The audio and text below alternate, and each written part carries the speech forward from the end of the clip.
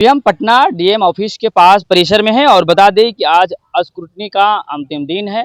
आज सभी लोगों को जो है स्क्रूटनी में नाम आ जाएगा, उसको लेकर के तमाम प्रत्याशी यहाँ पे आ रहे हैं।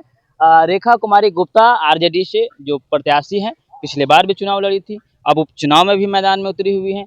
पिछली बार के मुताबिक अब रेखा कुमारी गुप्ता को क्या समस्याओं का समाधान करना होगा जो जीत जाएगी। मेरे साथ भोपाल भारती जी हैं, क्या कुछ कहेंगे? आप तो लगातार उनके साथ बने हुए हैं। मैं साहू भोपाल भारती, बिहार प्रदेश दैनिक साहू सभा के प्रदेश के उपाध्यक्ष, राष्ट्रीय वैश्य महासम्मेलन बिहार के प्रदेश के कार्यकारी अध्यक्ष। मैं पिछले कई दिनों से पार्टी की ओर से और संगठन की ओर से बांकीपुर विधानसभा चुनाव में मुझे लगाया गया है और मैं 3-4 दिनों से लोगों का मिजाज देख रहा हूँ और मिजाज एकदम स्पष्ट है। एंटी कंबेंसी भारतीय जनता पार्टी के खिलाफ इतना जबरदस्त है कि चूंकि अभी देख रहे हैं कि पेट्रोल में क्या क्या लोग मिलाकर सारे गाड़ी का कबाड़ निकाल दिए।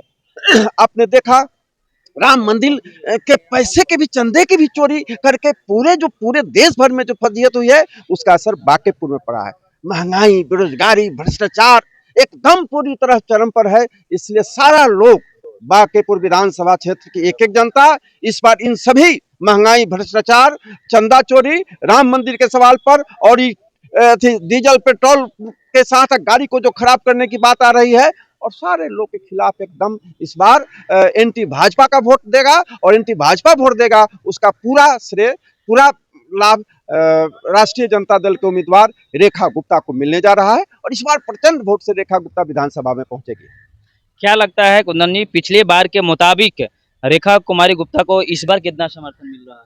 देखिए, इस बांकीपुर का जो उपचुनाव है वैश्य समाज के मान सम्मान स्वाभिमान की लड़ाई है और सभी वैश्य समाज के लोग रेखा गुप्ता जी के साथ है और इस बार अनगिनत वोटों से रेखा गुप्ता जी चुनाव जीत रही है। क्या वैश्य समाज सिर्फ आरजेडी में ही है, बाकी पार्टियों में भी तो है? देखिए, यहाँ पार्टी की लड़ाई इस बार नहीं है, इस बार कैंडिडेट की लड़ाई है।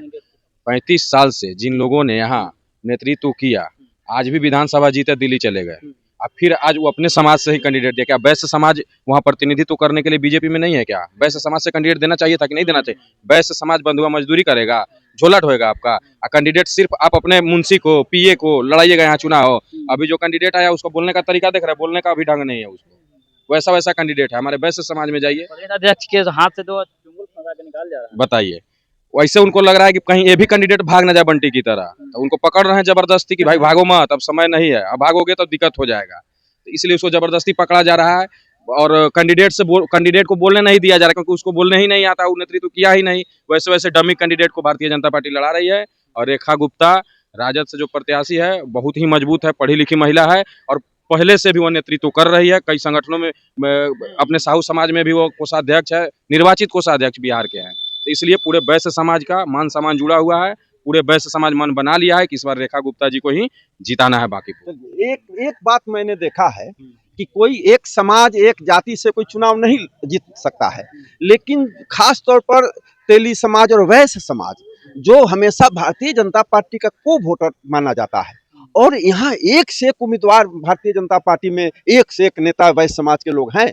लेकिन क्या नितिन नवीन जी को क्या करना चाहिए था जब वो अब राष्ट्रीय अध्यक्ष बन गए, राज्यसभा में चले गए, तो वह समाज के किसी उम्मीदवार को सामने लाना चाहिए था। अगर नहीं लाए तो जो बंटी को लाए, उसके बारे में जो तरह तरह की भ्रांति आई, क्या क्या घोटाला वगैरह, तो उसके बाद फिर वो जो बैक हुए, उसके बाद जो उम्मीदवार दिए हैं, फिर हाँ उस उम्मीदवार की स्थिति है कि 4 लाइन बोल नहीं सकता है, एकदम धरपकड़ुआ, माने उनके पास उम्मीदवार नहीं मिल रहा है।